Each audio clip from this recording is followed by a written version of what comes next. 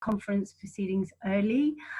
We, I think, are the first fringe, and our meeting is entitled Winning for Women. So it's brilliant that so many of you could come along. We have a brilliant set of speakers today, and we just wanted to welcome you all. You would have seen that there's a behaviour code. This is not an NEU meeting, but we are using the NEU code of conduct, and we know that everyone will adhere to it anyway, but it's been put in the chat for you and probably will get posted again in a minute as people are coming in. We know that this will be a kind and generous meeting anyway. We're full of kind and generous people. Okay, so my name is Mehreen Begg and I'm your host today, and hopefully this will be an hour of us engaging with some issues that are important to women and also to men.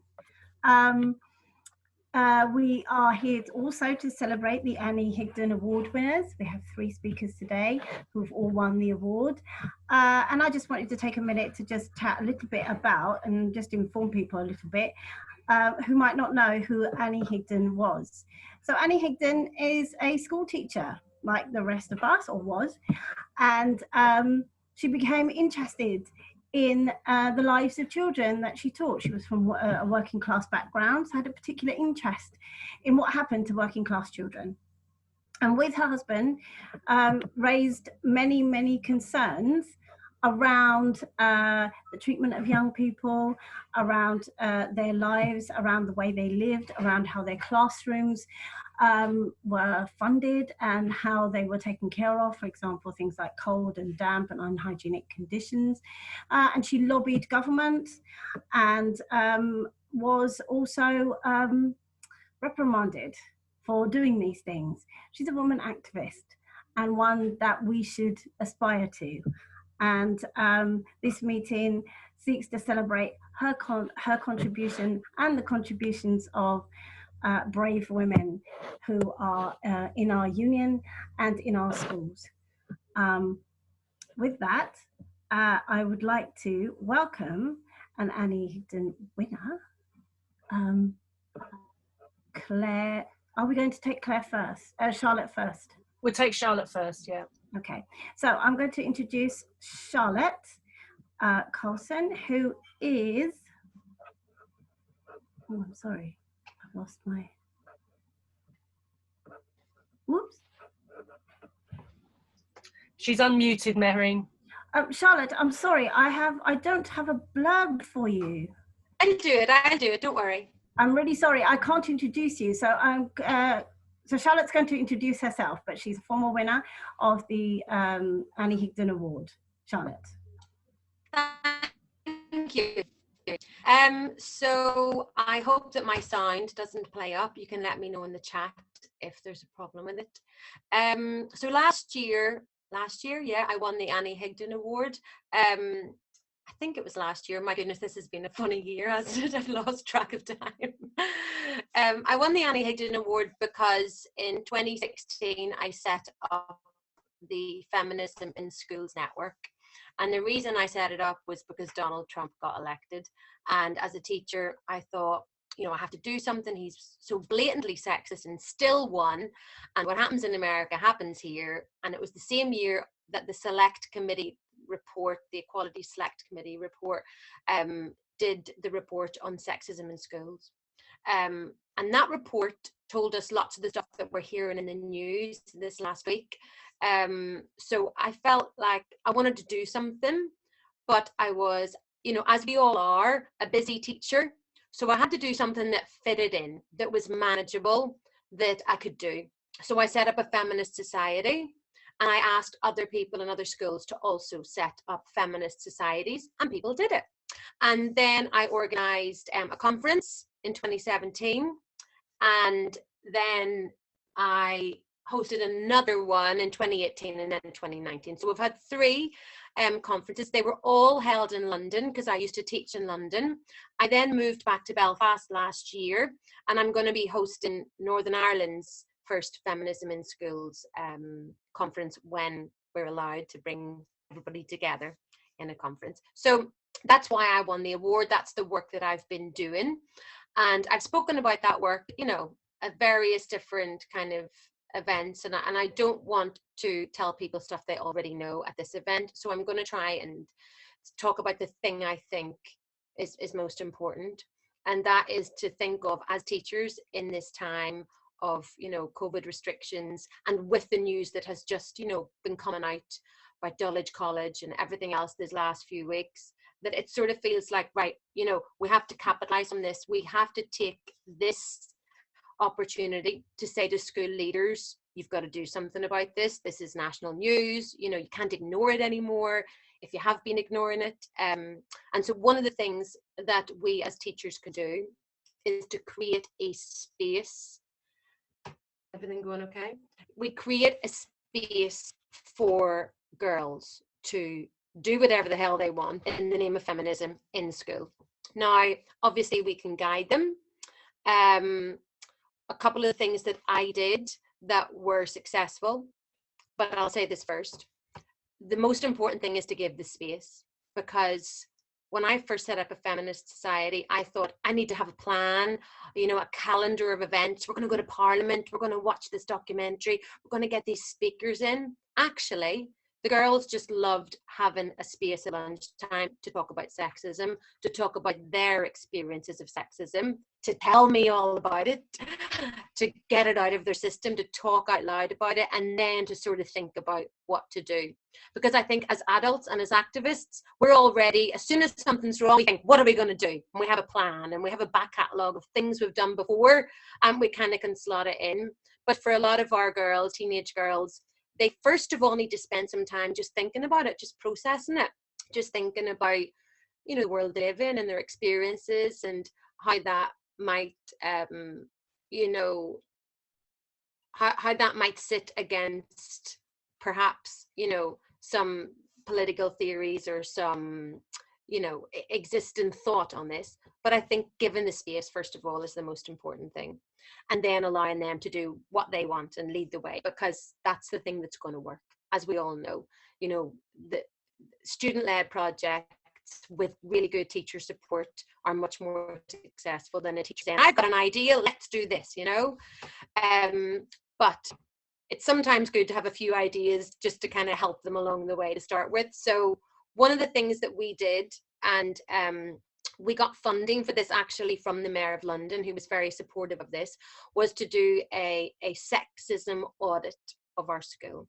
And that involved doing some teacher training. So we had a CPD session. So in our school, which was at that time Deptford Green School, every Wednesday afternoon, teachers stayed for like an hour and a half or something. The kids went home early and we did CPD. So we were given one of those sessions, which means every member of staff, including teaching assistants, were asked to come. So everybody who worked in our school came to the training. And I'm going to take you through the kind of the training now. So I'm going to share my screen to show you what the training consisted of.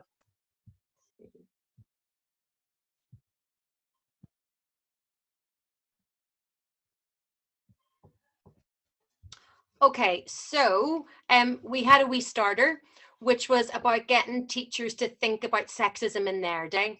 So, I mean, obviously teachers are different ages. Some teachers are, you know, in their 60s and 50s, some in their 40s, 30s, and then obviously some younger teachers. But we got them to think about, when you were at school, what did sexism look like? What did it sound like? What comments did you have to put up with? What sports were you not allowed to play? You know, tell the story. And then on a different notice board, our students, the current students from, you know, 2019 or whatever that was, they put up their post-it notes about the sexism that they experienced, the comments, the ideas, the expectations, etc.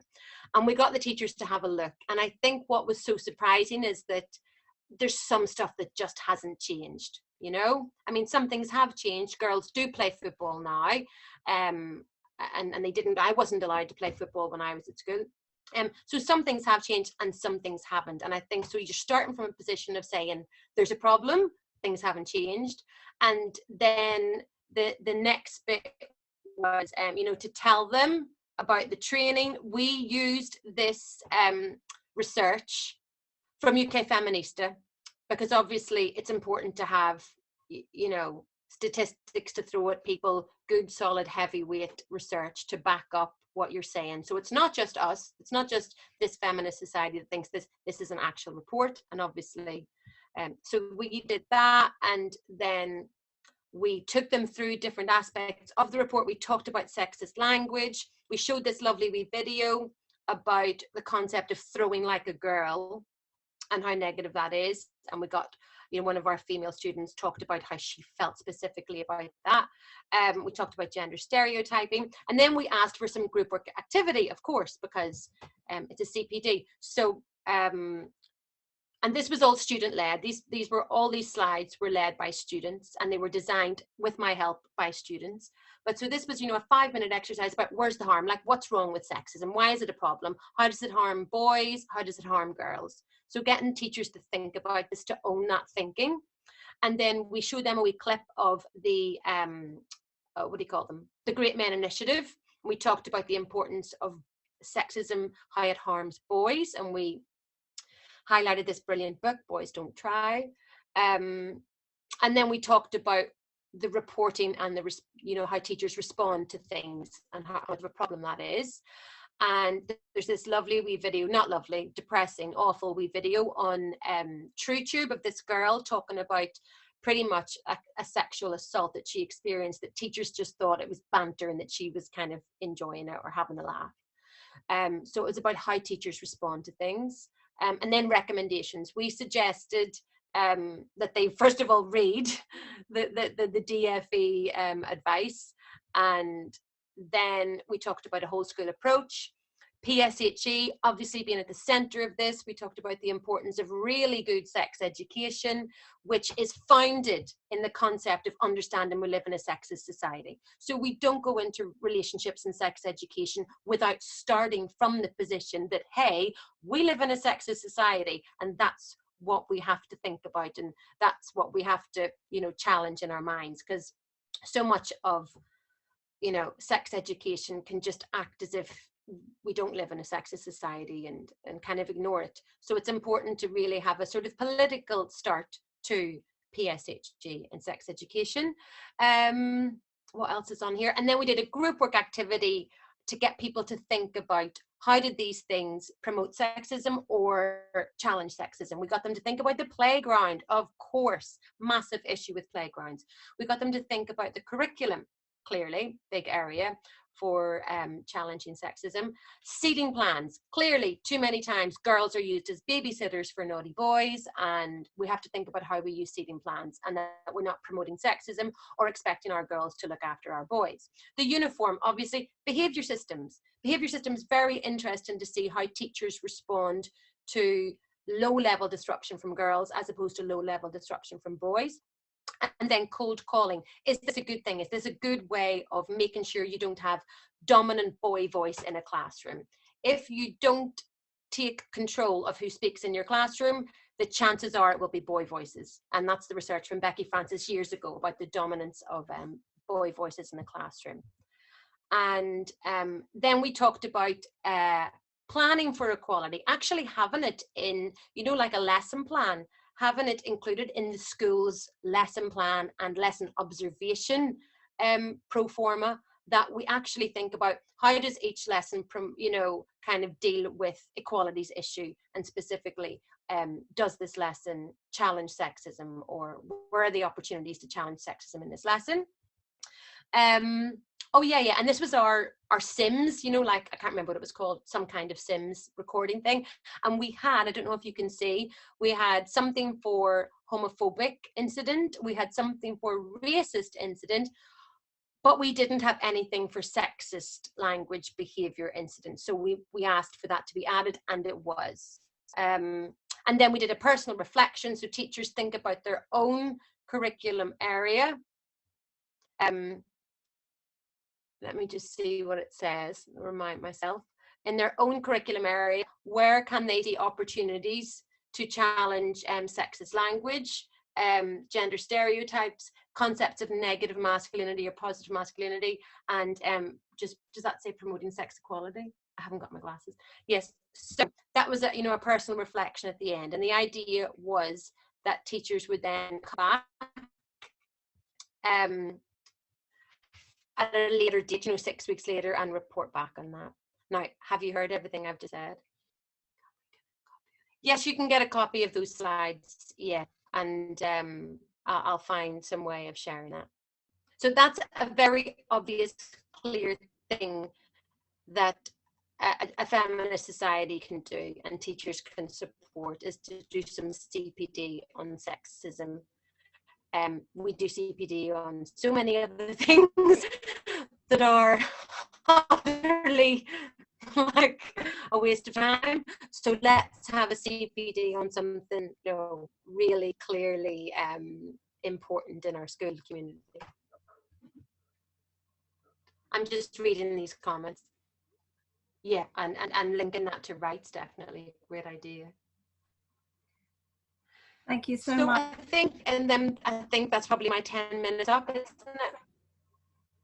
Thank you so much, Charlotte, for sharing your work. It's really powerful, and we can see why you won the award last year, and it was a brilliant contribution. I think it's great to share research with children because it helps them to see why it's important for us to engage with research and why it's powerful and why it's important to their lives. I would like to now welcome Claire, and Claire should be on your screens now. And Claire is an English teacher at a secondary school in County Durham, and a caseworker for County Durham District, and a representative on the National Women's Organising Forum. And also a winner for the of the Annie Higdon Award, and I'd like her to share her experience. Thank you, Claire. Hi there, I'm just checking that you can hear me before I start into a big spiel. You can, fantastic. Okay, so hi, I'm Claire, and along with my colleagues Sarah and Amy, who are going to be speaking to you afterwards, we won the Annie Higdon Award this year. We won it for a few things really, but what I'm going to be speaking about is about some of the casework that we've supported female members with, as it's often here, I think, that sexism sort of rears its ugly head. So it's an established fact that women face a number of barriers and challenges in their roles in education workplaces, sort of barriers and challenges which result in them needing support from NEU school reps and NEU caseworkers more regularly and in greater numbers than their male counterparts. And while there's no data published by the union on casework by gender, anecdotally, we support more female members with casework than the 76-24% ratio would suggest that we should. Out of 14 members I've supported in the last year to 18 months, 13 of these have been women. I find that women's casework is almost always gender related, from pregnancy discrimination and the right to flexible working to pay appeals and sexual harassment. And since it's quite often men in leadership roles making the decisions, there is often a sort of chronic lack of understanding or of empathy for our lived experiences as women. I mean, after all, how can a 35-year-old male head understand that Mrs. Smith, age 55, is going to need more breaks to access a toilet and someone to watch her class while she's there? He's probably never even heard of the menopause. As a caseworker for Durham District, every week members contact me with horror stories, really, such as the member who told her head she was pregnant on the Friday and returned to work on Monday to find a totally different Year 11 class in front of her without anyone even speaking to her about it. One is very unlikely to meet their targets and allow her pay progression. Can you still hear me? I'm having a problem here. We can hear you, we can't see you. I think you've tapped the camera.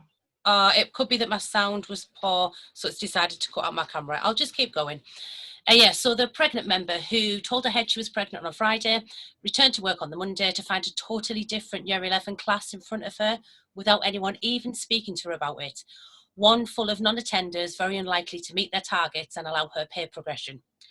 Or the woman who was being sent texts from a male colleague asking her to send him nude pictures. Or the 55-year-old woman who was being essentially ousted from her job because, as she so eloquently said, it doesn't pay to be old, expensive and female in education anymore. But we can and are winning in these cases and in our workplaces. Often members are brilliant at advocating for themselves. Caroline, the pregnant member whose timetable was changed for what the head called continuity reasons, had kept a forensic account of what happened when, as well as a performance management data, which meant that the school didn't have a leg to stand on. The class changes were very clearly nothing to do with her performance and everything to do with pregnancy discrimination. Needless to say, when she requested certain requirements to express breast milk when she returned to work, they were all met without any resistance at all. As well as keeping a log of any workplace disputes like Caroline, our second and equally important tactic when we're dealing with any casework, but particularly casework to do with women, needs to always be to stand our ground. And that's something that I think has served us very well in Durham in disputes arising from the COVID-19 situation in schools. So the pandemic has led, not surprisingly, to an even greater number of requests for support from our members. Many school leaders have been fantastic in their response to it. In my own school, for instance, as soon as the clinically extremely vulnerable list was published, our head asked anyone who felt they would be on it to see him, and they were immediately sent to work from home. All pregnant members were and still are allowed to work from home from 28 weeks. But other school leaders have shown a blatant disregard for the safety of their staff.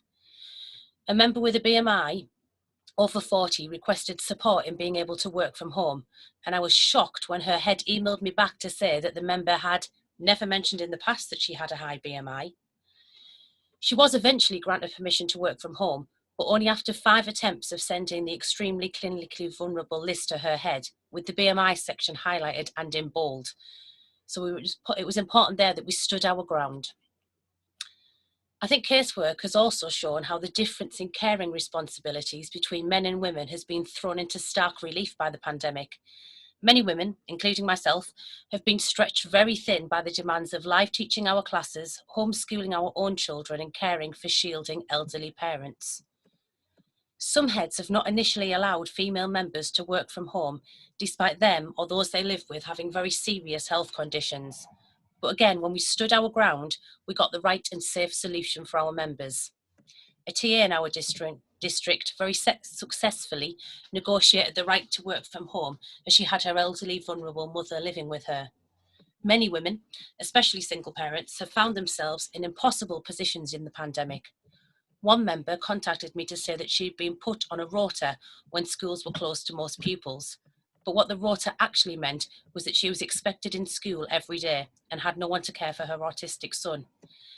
Again, we stood our ground, and a compromise of some time on the rota on the day she could get childcare for her son and some working from home was agreed. But these issues women have at work are not confined to living through pandemic times. The gender pay gap is very real, no matter how men might try to deny its existence in teaching. As in previous years, the annual survey undertaken by the NEU in January 2020 on teacher pay and progression found that teachers who were female were less likely to have received a cost of living increase, as were those working part-time or on non-permanent contracts, and non-white female teachers were even less likely to have received it. The survey has also found that members on maternity leave were once again denied pay progression more often than their counterparts. Progression was denied to eligible members on maternity leave in almost a third of cases. Their absence due to pregnancy and maternity had been specifically mentioned as a reason for denial of progression, contravening DfE guidance and also breaking the law. And try as we might, we cannot seem to overcome these stereotypical attitudes about gender roles. In a discussion on the gender pay gap on the NEU's unofficial Facebook page, there were many comments from male colleagues deriding data from the ONS, explaining it away as women choosing to go part-time. No one makes them. Some direct quotes from men currently employed as teachers in England include, "I don't really understand this. There's no pay difference between male or female teachers. We all get the same rates. The difference is caused by more females being part-time for childcare. Nothing you can do about that. The situation is fair and equitable." Or, "Childcare is the only factor in pay differential between the genders in UK education." Also, there is no institutional discrimination in education at all. So it would seem that the battle is far from over. For women to continue to win in our workplaces, we need strong representation by women in our schools and in our union structures. We need female reps, female caseworkers, female district and regional secretaries, and female members of the executive. As I've said earlier, we need to stand our ground on issues such as pay progression, sexual harassment, and the right to flexible working. We need more examples of great research and resources such as our Sexism It's Just Everywhere document and our Menopause Toolkit. And if we do continue to stand our ground, our workplaces will be better places, not only for the women working in education now, but for the women who will come after us. Thanks, Mehreen. I can't indicate I'm finished because you can't see me. Thank you so much, Claire. Thanks. Claire is inspirational in her work as a caseworker and an inspirational person. So I thank her for sharing her experiences. And it is really important that women are represented by women. It's not that men can't represent women well. I know extremely excellent men who represent women very well, but women representing women is much, much more powerful for women, and it gives our girls hope for the future. So thank you so much for sharing your work. Okay, next we have Amy Kilpatrick. She is also a winner of the Annie Higdon Award. She's a primary school teacher and joint branch and district secretary in Newcastle upon Tyne, and one of the women's Ofs reps for the Northern region. Hi, thank you, Mehreen. I'm going to talk to you today about the conference that we organised and just about how we decided to organise ourselves when we thought specifically about an event focused on women. So organising a conference for women in the Northern region was always part of what we wanted to achieve when the three of us were elected to the Women's Organising Forum. We decided we wanted to create an event that would speak to members across the union and that would give our delegates something tangible to take away once the event itself was a dim and distant memory. I often found that when I talked to women about our work in the union, the conversation often turned to the issues that held us back. And this was a theme that myself, Claire and Sarah discussed at length when we began the planning process. We were clear from the very beginning, though, that we didn't want to create an event that was merely an opportunity for women to vent our frustrations, because we believed that nobody leaves a meeting like that feeling uplifted, and it wasn't the focus that we wanted. We wanted our delegates to leave feeling empowered and that they could make a difference, and I really believe that we achieved that. The three of us decided to structure our event around finding solutions to our common barriers. The morning of the event was devoted to discussing the challenges that women in education face. Those were mainly childcare, caring for elderly parents, being a woman over 50, and the general feeling that being told that we could have it all has actually meant that we're doing it all, and we wanted to address those things. We were canny, as we say in the Northeast, when we thought about our timings. Something I'd learned a long time ago as a young teacher officer was to always have at least 2 options for start times for when people could join in. So we deliberately chose not to have a full weekend event, meaning that delegates would still have Saturday night and all of Sunday at home with their families. We offered dinner and networking on the Friday evening, followed by an overnight stay in the hotel before the main event on the Saturday. This meant that our delegates could choose an option that suited them best. So we offered drinks at 5, or dinner at 7, or Saturday morning at 9 AM if that worked better. It meant that they could choose whichever option was easiest for them. And it meant that some of the issues that we know already that constrain women and prevent them from joining in could be immediately eliminated. It worked. We decided to offer 30 places at first, and we actually thought we were being optimistic for a first-time event, but we really needn't have worried, because as soon as the regional office started emailing out offers of places, then the places were filled. We did have some financial constraints that meant we couldn't just keep offering overnight places, but we overcame this by deciding to offer some day delegate places, and that worked as well, and we were fully booked, and then we had a waiting list of women who were really keen to take part, but we just couldn't accommodate. The amazing thing about the women who decided to join us that weekend was the overwhelming number of them who had never ever been active in the union before. Some of the women that joined us that weekend had been in union membership for 30 years or more and had not so much as even attended a local meeting. So that was phenomenal in itself, but the energy and the positivity in the room was palpable, and the three of us were absolutely delighted. The theme of barriers into solutions led us to some excellent speakers that weekend. We invited Dr. Emma Kell, who spoke to us about the challenges of combining parenting and teaching. We had Penny Grennan there, who had addressed issues facing WASPy women and the raid on their pensions. We had Laura Pidcock, who talked about what it was like to be a woman in a high-profile and demanding public role, and a local MP, Chi Onwurah, who spoke to us about the challenges of being a Black woman in a male-dominated field, in the male-dominated fields of engineering and politics.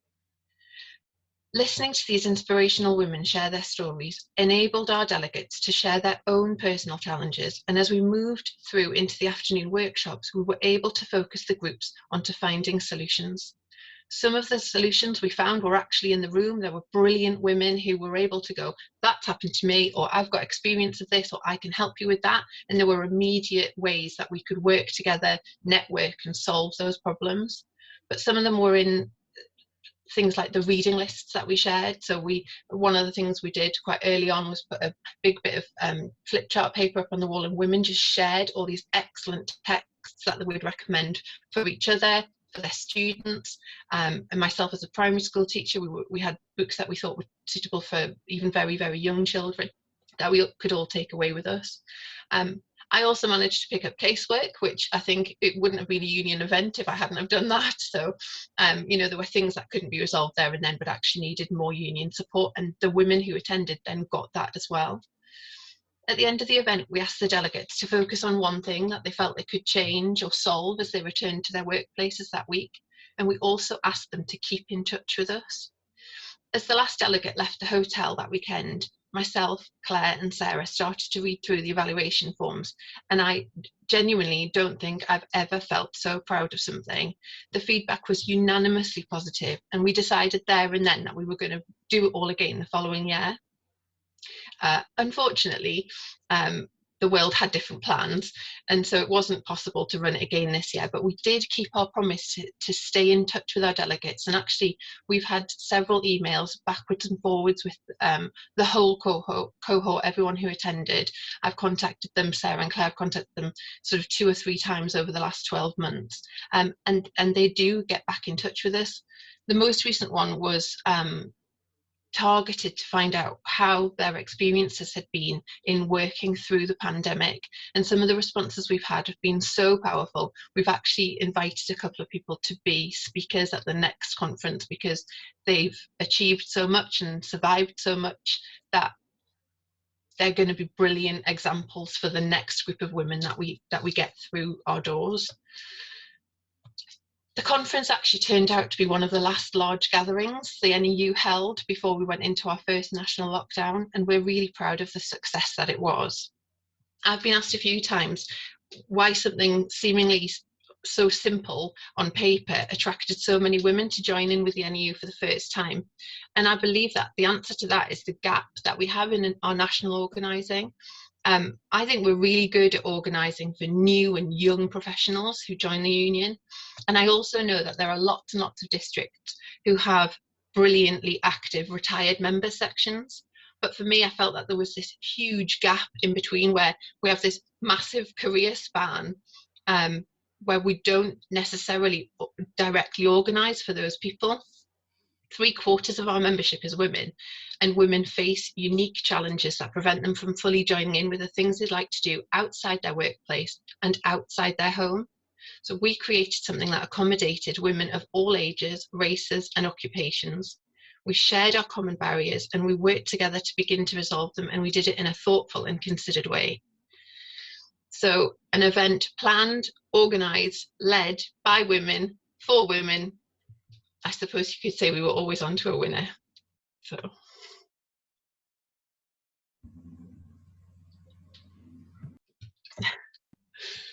Thank you so much, Amy, for sharing your brilliant work with all of us. And it's not a surprise that getting women together was really fruitful, because women are excellent problem solvers. And just reading out all the things you do just for the union also proves that women take on the lion's share of all kinds of work in our society.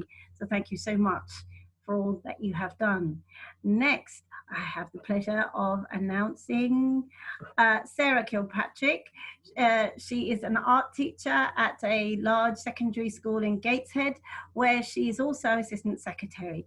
She is a representative for the Northern region and a and a member of the National Women's Organising Forum. Take it away, Sarah. Thank you. Hello. How do I follow all that? It's brilliant. What a fantastic panel to be on. I'm so proud to be alongside my sister Amy, my union sister Claire, and the fantastic Charlotte, whose work is just phenomenal. Thank you so much for inviting me to speak. What I'm going to talk to you about sort of leads up to what we did in the Northern region with the conference that Amy's just described. Every one of us here has felt the frustration of being part of a structure in which you feel powerless to affect change. We all understand only too well the frustration of sitting in a meeting we felt obligated to attend, rather than this one, I hope, which you've chosen to attend of your own free will. Having arranged childcare, left work unfinished and missed dinner with our family, only to feel that sense of irritation grow into something deeper, a dissatisfaction, I suppose, with the status quo. As trade union activists, representatives and caseworkers, we give our time for free. We understand that our work is its own reward, the knowledge that what we're doing matters, that it makes a difference. This makes us more accepting of the challenges because we know that it's worth our perseverance and patience. The NEU relies heavily on its grassroots activists and lay workers. As a lay-led organisation, it is vital that our representatives at all levels feel empowered within our structures and that they can vocalise their dissatisfaction and challenge the systems that aren't working. This is where we found ourselves in 2017. And because the NEU is member-led and committed to building a strong, empowered member base, we were supported to bring about change. A group of women in the Northern region began to express frustrations at wasted time in local and national structures. At regional council meetings, held at the weekend to allow serving teachers and school staff to attend, long reports were often read aloud with no time for questions or discussions. There were few actions taken and rarely were campaigns planned. There was a distinct lack of organising opportunities, and we found that we were all feeling the same way. Many of us having travelled across several counties to attend, only to realise that we could have just as easily got the same information in an email. The most important part of the meeting was spending time networking in the pub afterwards, but having spent a large proportion of half our weekends away from family already, this wasn't an option for those of us with caring responsibilities or a long train journey home. If you're working all week, giving up your evenings and weekends has to feel like it's worth it. Losing out on time with family which cannot be replaced has to feel purposeful, and it should lead to action which drives change for the benefit of our members or our students. It should make you feel like part of a collective, working together for the common good. But what we realised was that people would attend 1 or 2 meetings before disappearing. We were losing good activists due to unwieldy bureaucratic structures. Attending a national event during which one of our delegates was rebuked for raising a legitimate concern was the final straw. The women of the Northern region gathered in the hotel room of our fantastic sister Jill McManus. We said all of the things that we hadn't felt able to say during the day, and it was so clear that our frustrations as individuals were not unusual. We all had the same stories, the same challenges. We were all facing the same barriers. It was clear that the problem was not just that not enough women felt they could become active in the union. It was that those who did couldn't remain so. We were losing our women activists, and we knew that we needed to take action. That one evening of planning felt more purposeful than dozens of official meetings. It started to feel as though we could challenge the status quo. We considered what changes we wanted to make and which positions were available. In the grand tradition of modern politics, we set up a WhatsApp group, and the conversation continued through that. We called our group Northern Angry Women, and it remains a source of endless support. At the next regional council, we were organised. We challenged the structures, nominating each other for local and national positions where we knew we would make the most difference. We knew who wanted to stand. We knew who was going to second each nomination. We had chosen a prominent position in the room, sitting together right at the front. Our collective action did not go unnoticed, and although it was met with surprise, happily the changes we pushed for were welcomed. We asked for and were given a space at regional office to meet and plan together, and the regional secretary granted us all the support he could offer. With such good allies, we quickly made progress. Regional Council now dedicates half its time to organising and campaign planning, and its sense of purpose has been restored. As chair at the time, Nick Jones Nick Jones completely rewrote the constitution, and his support of our aims was absolute. He has been succeeded by 2 women, one of them a founding member of the Angry Women's Group. It was clear then that the status quo exists only as long as no one challenges it. In a lay-led grassroots organisation like ours, it is vital that we recognise that we have a voice, and it is as powerful as that of anyone with an elected position. We need our activists to recognise their own power and value it. Our worth and value was recognised and openly acknowledged in our region as soon as we recognised it ourselves. We need a union whose powerful positions are representative of its membership, but instead, and quite naturally, most positions of authority are taken by those who have the time to dedicate to the role. They're the ones who could stay on for the networking in the pub after the meeting has closed, the ones for whom a meeting room in the middle of the city, where the nearest parking is a dodgy underground multi-storey, holds no fear or risk.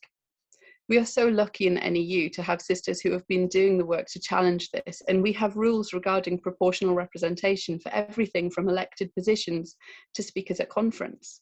In practice, however, this sometimes means that positions go unfilled, so it's clear that we need to dig deeper into the causes in order to successfully challenge this. In the Northern region, we have a strong core of young activists. Our flagship training programme, RECT, aimed at getting educators in the first 10 years of their career engaged in union activism, uses a combination of school-specific CPD, socialising and trade union education to build networks of union members regionally. It's used to talent spot promising young activists and train them to take on positions within the union where they can make a difference. Many of the Northern Region's districts are now chaired by secretaries who began their union career by attending this training weekend. It works by making members feel empowered and flagging up further opportunities and training. At a time in education where it seems to be the norm to denigrate teachers and school staff, where CPD budgets have all but disappeared and excessive scrutiny feels like distrust, there is great power in telling someone that you value what they do, that you're interested in what they're saying, that you think that they have something to offer. We can't change the past, but we can build the future. And this past year has taught us how readily we all adapt to remote attendance at meetings. And accepting a virtual presence, even when in-person meetings begin taking place again, will be crucial to maintaining the activism of those who now find that they can put themselves forward for positions they would have never considered before. We've seen a greater level of engagement of women members, and the normalisation of remote access has made involvement so much easier for our disabled colleagues. Possibilities are opening up for those who have always ruled themselves out, and we need to fight to preserve them. Thank you so much to Sarah for sharing her experience. It's so much, it is so evident that actually women face barriers in society, but we also face them within our own union. And Sarah is right that sometimes pointing them out is all you need to do. Sometimes standing up is all you need to do. And there are people all throughout our union who will support their sisters as brothers and as sisters. So thank you so much for being brave enough to do some of this work. Okay, so we are now moving towards questions. So we've had some questions in advance. And we've also, oh, I'm sorry. So we've had some questions in advance. and they've been grouped together. So what I'm going to do is read out some questions, and then we'll ask members of our panel to perhaps respond to them. And then as we get more questions, perhaps in the chat, or people may like to raise their hands. Okay, so we're going to start with what we've had in advance. So we've had some questions about behaviour, and so we've got one that says, how do we deal with schools who say that they have no problems with sexism or harassment? Or how do we make sure that students and staff are responding, who are reporting sexist incidents, how do we make sure that students or staff who are reporting sexist incidents are taken seriously if they do it?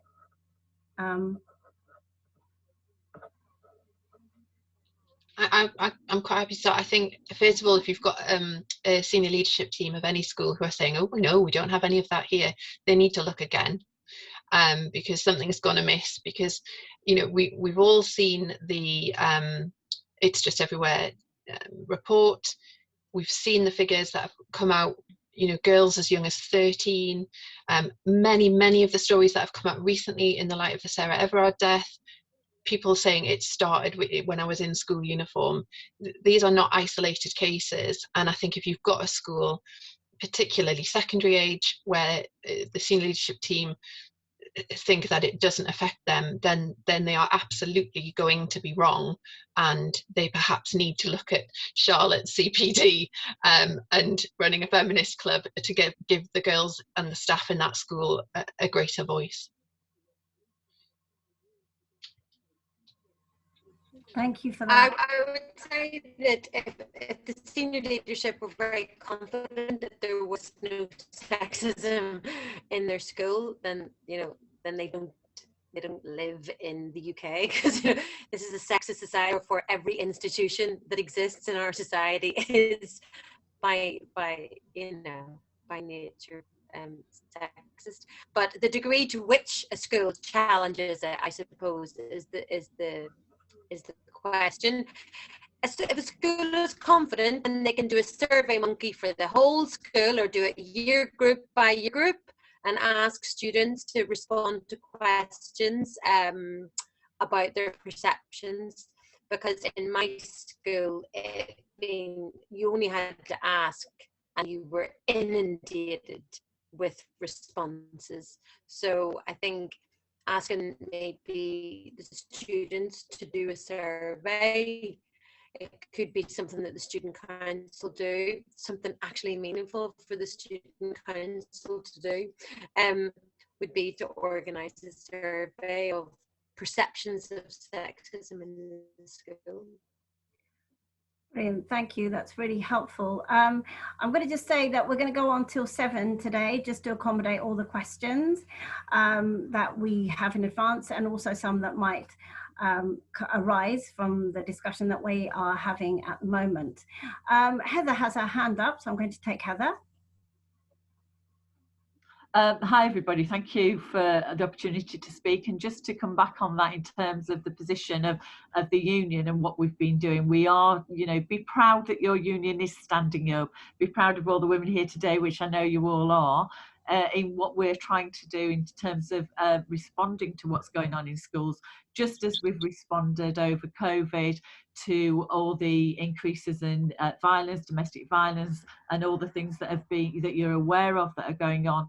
And we're now pushing on the anti-sexism and the anti-harassment policies, and so the union will be pressing for those things, and that's come from you, and that's come from the Women's Off and other groups within your union pushing this forward, just as all the speakers have said today. So please be aware, I think you are, that we'll be having hopefully the emergency motion. We're hoping to suspend standing orders tomorrow, and there will be emergency motion about you know, basically pushing the this campaign about It's Everywhere, and really pushing so that there is guidance for what will happen in schools, you know, so that we will have model policies on sexual harassments for staff and school students, and to increase that include a session for national district and secretaries briefings, lots of training, about abuses as well on sexual harassment, making sure that schools are having all the things in their schools in terms of teaching and learning and in terms of staff, campaigning to tackle sexism, sexual harassment, and ensuring that members are aware that they can report and feel empowered so that we can push this forward. And so please be aware of that tomorrow, and we'll you know, and I know you're all supporting us on that, and because it's about you and it is about everyone, and we know our brothers will be on board with that too. So thank you. Thank you so much for sharing all of that, Heather. Heather's an excellent organizer, and it's really helpful to have her join us today.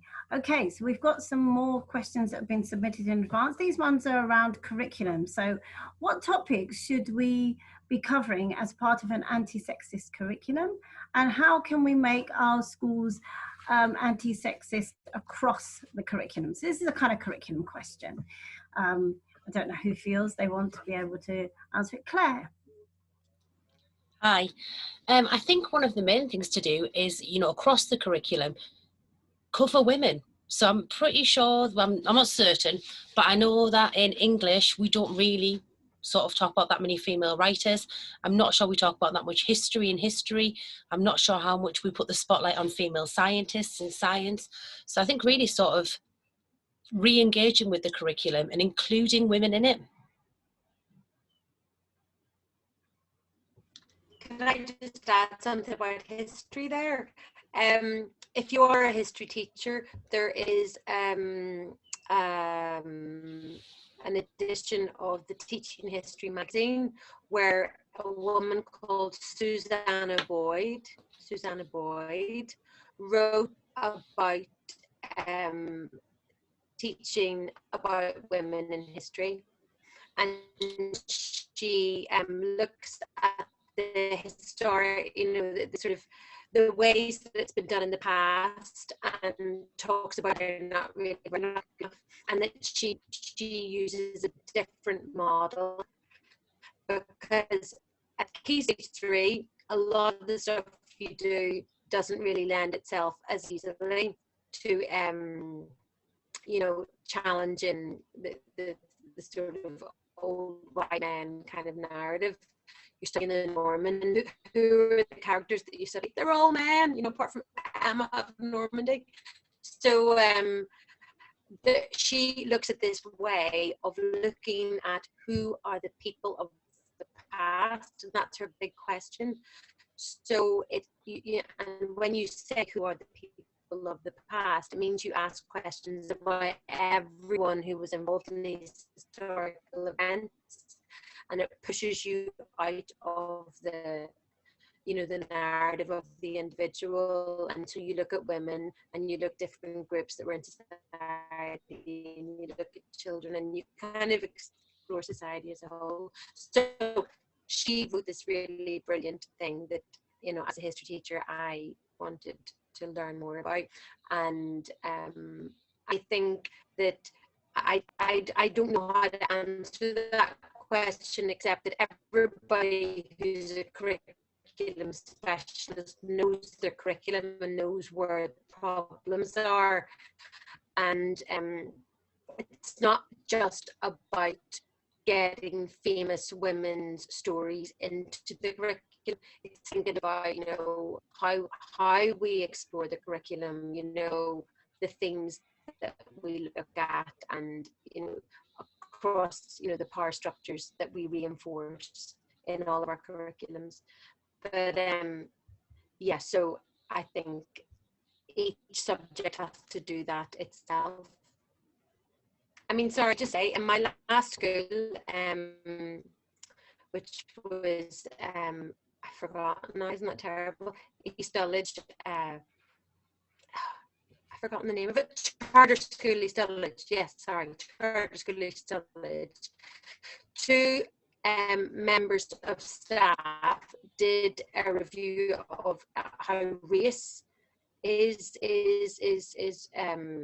you know, the race across the curriculum, and I could put people in touch with them if that was of any interest. The model that they used to kind of look into every subject and see where, you know, unconscious bias or, you know, racist kind of ideas are promoted. That might be a model that we could use to do it with sexism in different subjects too. And sorry, just to add to that, there are 2 Facebook groups, right, that you might want to join if you're not already in them. One of them is called Feminism in Schools -London, and that's the one that I set up. The other one is called Teaching Feminists, and that was set up by another one of our NEU sisters, and she's an English specialist, and that Facebook group is very much about sharing resources and about thinking how to promote feminism in the curriculum. A lot of it's English curriculum. But, you know, this is the conversation that we need to continue in our groups, in our Facebook groups, you know, geography, history, you know, science. What can we do? What can we do to promote our, you know, anti-sexism in our subjects? Thank you, Charlotte. It might be better if you turn your video off, because it's quite hard. It was quite hard to hear some of what you were saying. This is a challenge of online stuff. It's both brilliant and terrible at the same time. I think we're putting some stuff in the chat at the moment to support what Charlotte was saying. I've got 2 hands raised at the moment, so I'm going to take Heather and then Tony. Heather. It was just to reinforce, because we were losing the voice, as it were, in terms of there are many resources out there, as Charlotte has said, and the NEU are very proud to have launched a lot of them, breaking the mould, a lot of resources on that. The TUC has an archive, and hopefully we will all be building our archive across all the equality strands. So there is that information out there if you go looking. And a great way to start that I did 40 years ago, and you know, lots of women here today will have done, is why is women's history not there? Why is women's English not there? It's a great way to get everybody on board, you know, on board at any level, and it's a great way to get in there. So just to mention those. Thank you so much, Heather. And Tony? Yeah, thanks to all of the fantastic speakers, and for all those who put this meeting on, which has been very, very enthusing and energizing and really uplifting. Actually, a great start to the conference week. I just wonder, really, fantastic though there are so many people here at this meeting, that actually how few men there are here, and I just wonder what your thoughts are on that. I mean, you know, particularly, I mean, I don't see even from the left of the organisation many men here, and I find it quite disappointing and dispiriting, really, in many ways, because not only is it such an important issue right at this moment, and the issue itself, but also there are such fantastic lessons of organising in this meeting that really everybody should be hearing. So just wanted to put that out there, really, see what your thoughts are. Thanks. It's brilliant for that you're attending, Tony, so we're very happy to have you. I'll let the panel respond. Hi. Yeah, I'd just like to come in very quickly to say thank you to Tony for attending. He's a fantastic comrade of mine from Gateshead, and thank you to the other men who've attended as well. I've seen a few, but you're right, Tony, there are very few of our male allies here, and some of the things that I touched on in my section on the panel there was about how much support we received from our male allies in the Northern region. It was really heartening. Our regional secretary, Nick, who was chair of regional council at the time, we would not have made the huge strides forward that we did if there was a metaphor that I was playing with earlier about opening doors for people, but you're talking about people who are already in the room. So these are the people who are already in those positions of authority. These are people who haven't faced the barriers that we've faced to get active in the union, to remain active in the union. And when good allies, be they male or female, when good allies who are already in those positions hold open the door for you, it makes it so much easier for us to make the progress that we need to make. So thank you for attending, and thank you as well for asking that really important question. Thank you for that. And I have Gwen Little. Gwen. I guess it kind of follows on from that point in one sense. I mean, this meeting has been so inspiring. Just the panel's been fantastic. So many brilliant ideas, but there are so many people who are not here. Do you know what I mean? This is as far as I'm concerned, this is the best possible way we could have opened the conference. But I wish we had every single delegate here. So my question for the panel is, how do we get this out there? How do we spread the fantastic message you've just given us about how we can build things, how we can organise things, how we can break some of these barriers? How do we spread that and get that out there? Is there going to be a recording that we can put out? How can we promote future events? How can we build on this and make sure that everyone gets to hear this message? Because let's be honest, everybody needs to hear this message. Thank you, Gwen. I'm going to let the panel respond.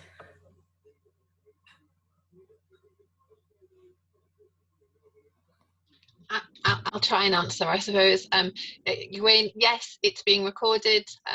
Apologies if anyone missed that at the start and you've had your camera on and having a snack the way through, but it has been recorded, so we will be able to share it. But something else I suppose it would be an option would be for us and for other women off or women activists across the union as a whole to offer to by Zoom travel to different districts and run a similar event for their district. Myself, Sarah and Claire were approached by a local district just recently who were wanting to run an event on sexism. They weren't asking us to do it for them, but they were asking for any documentation or evidence that we had that we could share with them.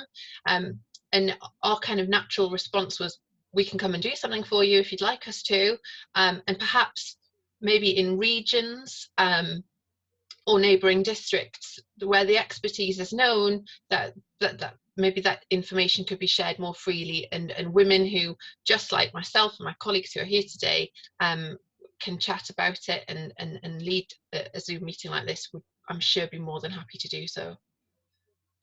Thank you for that, Amy. I'm just gonna, I can see that, Emma, you've indicated, but I'm gonna go back to the questions just for a minute, and then I'll take some more contributions from the floor, and then I'll take you first, Emma. Is that okay?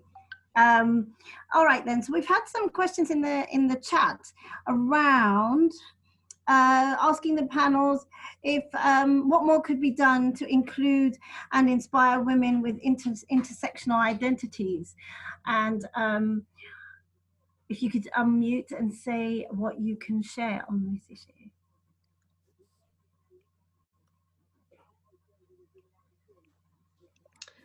Could I just briefly say that, I mean, I think that, you know, intersectional feminism is like the only kind of feminism that really, you know, is valid. Recognizing the different experiences of different women, particularly women, you know, from ethnic minorities, or, you know, women who are disabled, women who have other challenges apart from just, you know, being women. And, you know, through the Feminism in Schools network, I certainly learned a lot about this, and my students did. Some of my students taught me about this. So I think that always having that sort of at the forefront of everything we do, being led by that, thinking about that is the first step. And then I suppose actively thinking about, you know, who you're serving, who your community is, you know, who are the girls that you teach, and what is the story of them in that community, and trying to allow them to lead. I mean, that's one of the ways that we can deal with that, is actually if you give them the power to lead, then they will lead according to their needs, and they will, you know, move towards that, and then you just create space to allow that to happen. Thank you, Charlotte. Amy? I think I was just going to come back to, obviously, what I spoke about before about event planning. You know, when the three of us were planning our event, we really did want to make sure we included as many people as we possibly could, and that the event was representational of the region that we were putting the event on for. And just that if people are going to plan events, to do the same thing, and similar to what Charlotte said, to really consider your audience and make sure that there isn't a voice missing. You know, if you're putting a panel on of speakers, if you're running workshops or events, you know, look around and make sure there isn't that voice sort of missing that really should be there. Thank you, Amy. That's really, really helpful way to think about it. I'm also a teacher for people with disabilities, and I'm very interested in disabled young girls and what their experience of schooling and what their experience of work is to be like. So, and trying to get people involved, even young students in union work, is really important and for us as a teaching union and also as student union members. Okay, so we have, I'm just going to have a look at the questions we've got. Okay, so I'm going to take Emma first. She's the only one indicating, and then I'm going to take a set of questions as well. Okay, Emma. Yeah, sorry, I'll be really quick because I know that you're more reading out questions, but I did just want to say thanks. I thought it was really brilliant to hear everybody's and especially to hear about how people have been organising you know, the conferences and in schools as well. I'm from Barking and Dagenham NEU, and I just wanted to kind of come back a little bit on what's been said about sort of you know, in our union, how we get more people involved, and you know, the fact that, you know, we raised about the male members as well, and their involvement and support around this. And I guess I just really want to say that, you know, I've been on some of the protests recently, you know, after the you know, the horrific police murder of Sarah Everard, and the way that this has really sparked, reignited the movement, you know, on the streets, but also hopefully, you know, we'll see it reigniting the movement in our workplaces as well. And one of the things that has been really inspiring about these protests is the way in which they've connected with the movement against the police bill, which you know, has just gone through its second hearing. And also there's a lot of linking together with the Black Lives Matter movement as well, and the climate movement, because of the police treatment of climate protesters around Extinction Rebellion. And of course, you know, with the struggle of Roma and traveller communities. So one of the interesting things is that there have been lots of men on these protests, and you know, you get the sense there's been quite a lot of, you know, non-binary people there as well, and you feel that there is there is the potential right now for a real movement. And I think the more that we can say, you know, sexual violence against women, sexual harassment in the workplace, all of these issues that we've talked about, the way women are marginalised around maternity and so on, it brings us all down. It creates a rift within workplaces, which makes it easier for the government to get away with what they want to do, and for the bosses to get away with it. And then it also, you know, worsens the conditions for our male co-workers. And I think the more that we can start to win an argument that this is a fight that needs to, you know, have women at the forefront, but it is a fight for men as well. It's a fight for all of us, and it's a workplace issue that needs to be taken up in every school and college across the country. I think the better equipped we are. So hopefully, we use the power of the streets to infuse our schools, the way we did last summer with the Black Lives Matter movement, and we hopefully get a bit of a shift around this over the next few weeks. Thank you for that really, really detailed reply. It's really helpful. I'm really enjoying this meeting. I hope that everyone else is as well. I've got some questions on on union work, which will be really, which have come from attendees. So what do we do if we want to report sexism in the union? What can we do if we want to make our local branches and districts more supportive of women's activity? And how can women get on the union, on the union's committees and take up union roles? It's quite a lot of questions.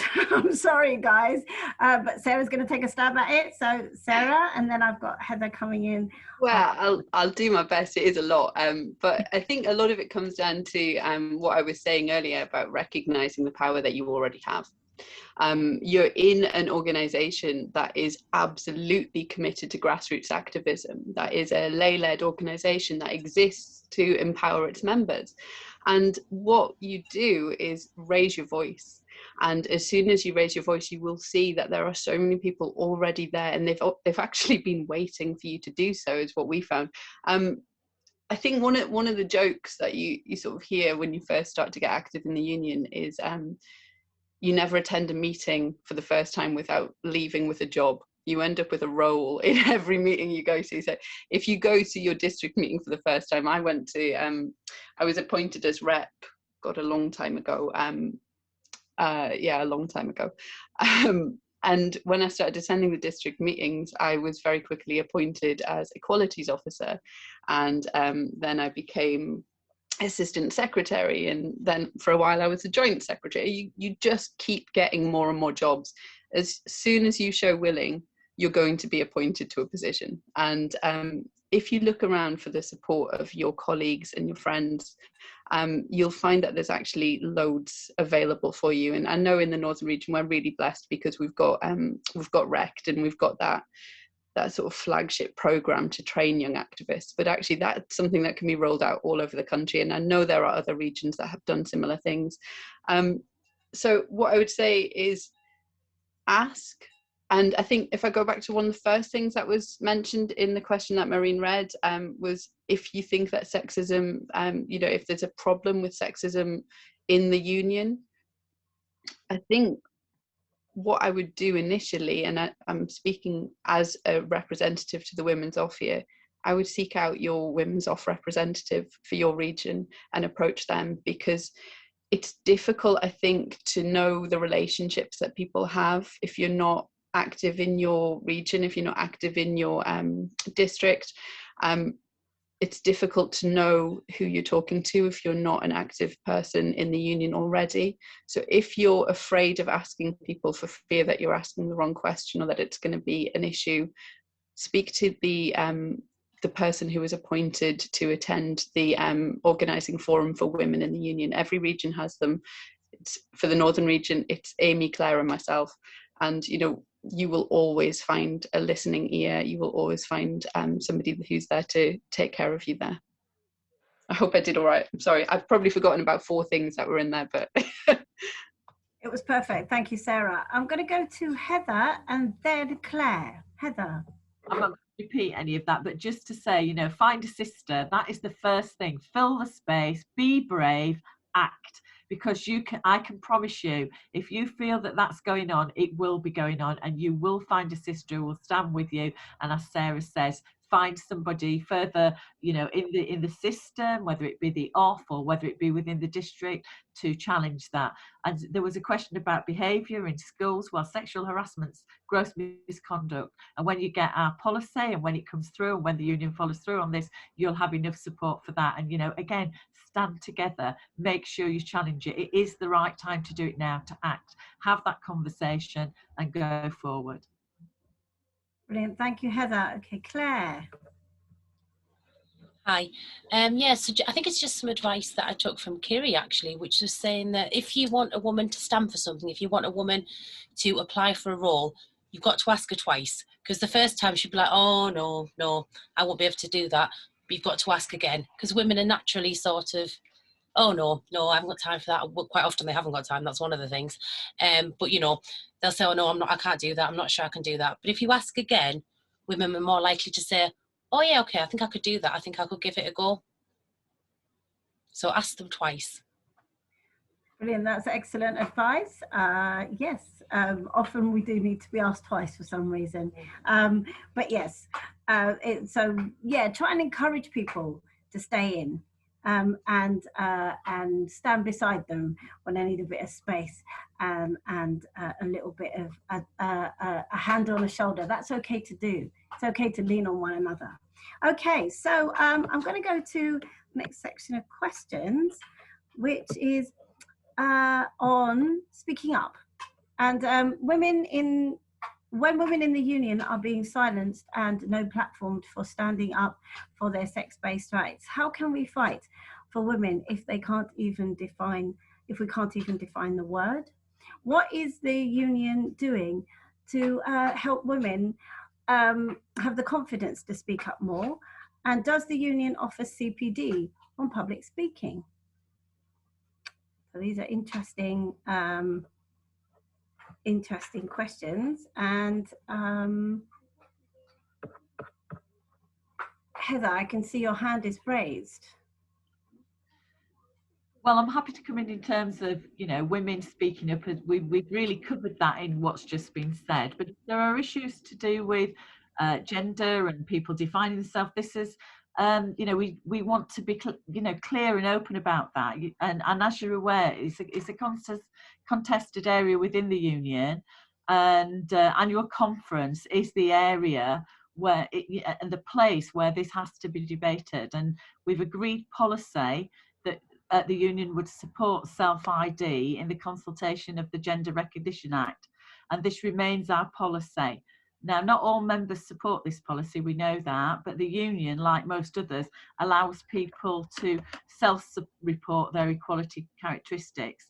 So individual members have the right to express their own views within the union and the right to express them even when they differ to what is the union policy. I don't agree with everything in the union, but you have that right. Women shouldn't be intimidated into silence, and members should alert the union if this is happening. People speaking on behalf of the union would be expected to represent the official policy. If people want to change the union policy, they need to do this, as we all need to do it, through the democratic structures of the union, just as we will try tomorrow to change what happens in the union in terms of moving women's issues forward. So I'm hoping that deals with something what was behind that question and you know, gives us as straight an answer as I can give. Thank you very much for making the statements you've made today. Is anyone else on the panel wanting to add anything?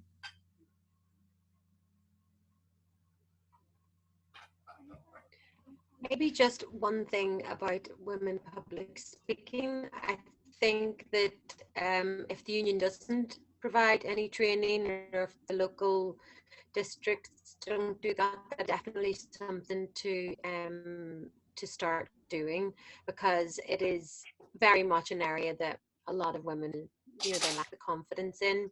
And a couple of years ago in my school, we did you don't need Jobby. Sort of lunchtime lecture series where we asked teachers to stand up. We asked teachers to give a lecture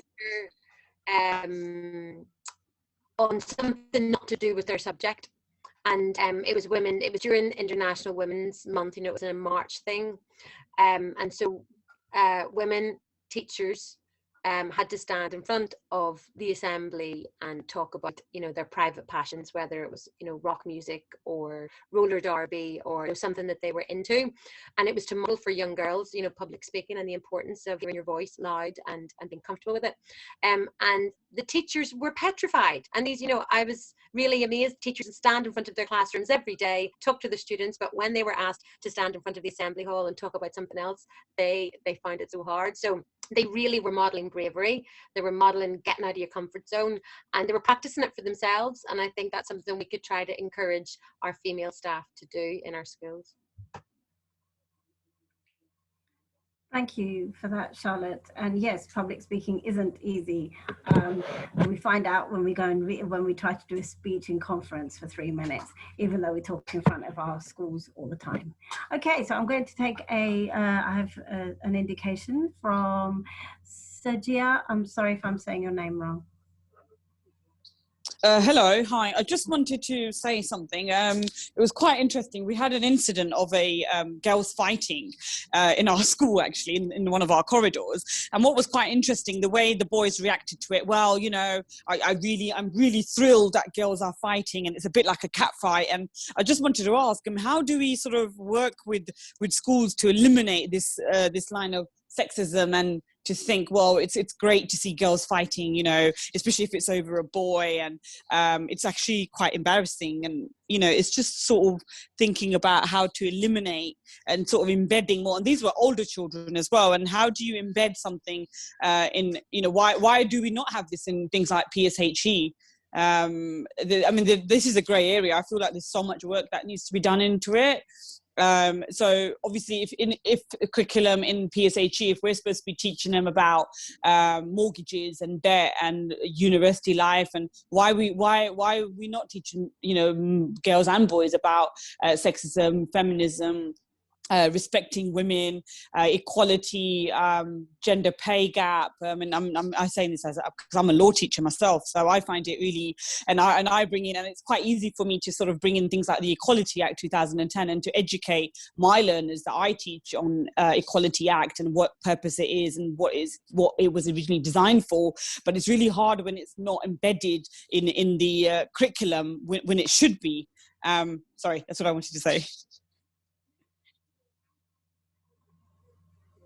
Thank you. Brilliant. Thank you so much for that contribution. Sarah. Hi, Sajia. Thank you. I think the girls fighting and the boy reaction thing to it is deeply disconcerting, and it's sort of echoed, isn't it, across lots of interactions that we see. And I hope this isn't hyperbole, and you know, I hope you understand why I'm raising it. But I think the access to pornography that children have now is really damaging. It's really upsetting, and I don't quite know how we even begin to undo what's already been done. And I'm hoping that, you know, perhaps I've gone to a darker place with that than perhaps the boys intended at your school. But the idea that female on female violence is somehow enjoyable for boys to watch, I believe has to be rooted in a society in which pornography is normalized and is seen as okay, and that children have access to. I've been teaching a lot of PSHE recently, and one of the things that we've been doing, I suppose, is overhauling it in our school. It's the sex and relationship education has been changed massively, and I can't tell you the joy I had in moving away from the writing a CV portion with year 11 to going back. And I just was totally open with them. They've only got about 4 lessons left before they leave school. So I said, right, here's what we should have covered. In the 5 years that you've been at school, this is what we should have covered. What have we not covered that you want to talk about? And they wanted to talk about sex education. They wanted to talk about consent. They wanted to talk about what a healthy relationship looked like and what a toxic relationship looked like, what relationship abuse looks like. And we've done it. We've talked about it a lot. And you provide that safe space for children to explore their feelings on this. And, you know, you can correct misconceptions, but also it allows children to correct each other. And that's been one of the most powerful things for me. So I've done the same thing with the younger students as well in year 9 too. We've had some really heartening conversations. There's been some fantastic responses from students where you prompt them to suggest that something, you know, is this okay? Is this interaction between 2 young people, do you think that's okay? And you sort of feel like, oh, they're going to say, yeah, that's normal, miss.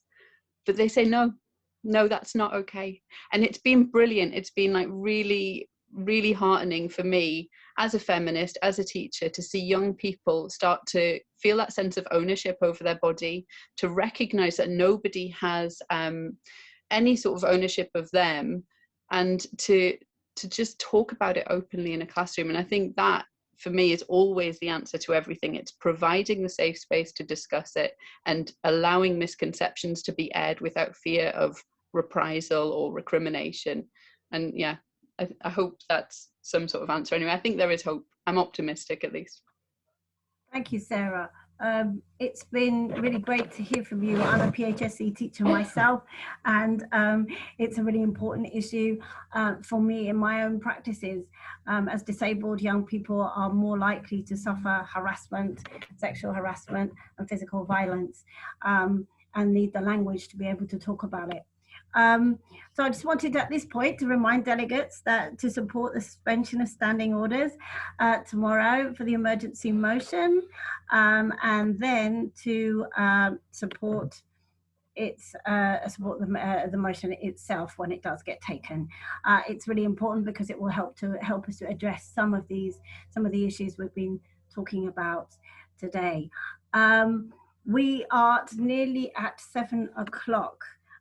Which is our official finish time. So what I'd like to do just before we end is just give all our panelists just a sentence to be able to sum up, and then I think it'll be time for us to go and have our teas and do all the other things that we all do. Okay, so shall we ask Sarah first?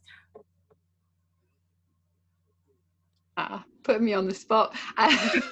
Yeah, I just want to say thank you so much to everybody for coming. It is always a pleasure to be in a space with my sisters and to engage in discussions around the future of our union and the future of education. So thank you all for being here and for some brilliant questions as well. Thank you so much, Sarah. Amy? I suppose for me it's to say thank you. The comments in the chat have been really positive and supportive, so thank you. And I suppose a message for anyone out there who feels like they could do this and they want to do this and they want to share the good work of the women of our union. I was very, very lucky to speak at conference a few years ago, and I was absolutely petrified. There's a lot of people looking back, and I was lucky enough to run into Louise and Philippa and Kiri at the kind of communal area, who gave me some brilliant advice which has stuck with me, and that is, imagine all the women in that room who are supporting you. And I did that, and it carried me through making that speech, and I've held it close to me forever. And I hope that if we can give advice to anyone on the call today, it would be to don't be frightened. I'm still quite frightened when I speak in front of people, even on Zoom. Stand up, speak out, join in, campaign, and show everyone that, you know, the women of this union have a reason to be here and a voice that should be heard. Thank you, Amy. Charlotte? Yeah, I think that, you know, tonight's Zoom call has kind of reminded us of why it's so important to get women together to talk about things, because you feel great, you feel positive, you feel excited, you feel like things are possible when you're together.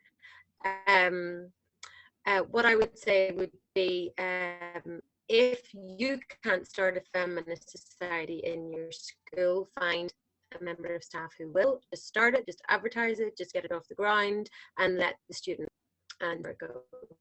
It'll go more good. Brilliant. Thank you, Charlotte. And Claire? Yeah, I'd just like to really echo everybody's response there. That, you know, thank you for attending, thank you for inviting us to speak. And again, really to return to the theme of what I spoke about at the start, we need to stand our ground in our workplaces, in our union, in the world, really. Feels like it's a sort of a critical and dangerous moment, really, for women at the minute, culturally, historically. And I think it's never been more important for us to stand our ground. Thank you, Claire. It's been a pleasure to be your host today. It's been wonderful to hear the stories of our Annie Higdon winners. It's a brilliant award. It will be continuing yearly. We'll be looking forward to having more winners. from across all our regions and hosting them at meetings like this. Thank you so much for attending. We are extremely grateful, and we look forward to being able to organise a bit more at this conference. It's not the same as usual. I'd like to lead a virtual round of applause. I really miss being able to clap people who speak. It's brilliant to do that in the real world, so I can't wait until we can get into a hall where we can actually really clap each other. So here we go. Brilliant. Thank you so much for coming. We're finished for today, and let's wish everybody a brilliant conference. Do support the suspending of our standing orders, and then support our motion. Thank you so much, and good night. I think the panel's staying, but everyone else is free to go.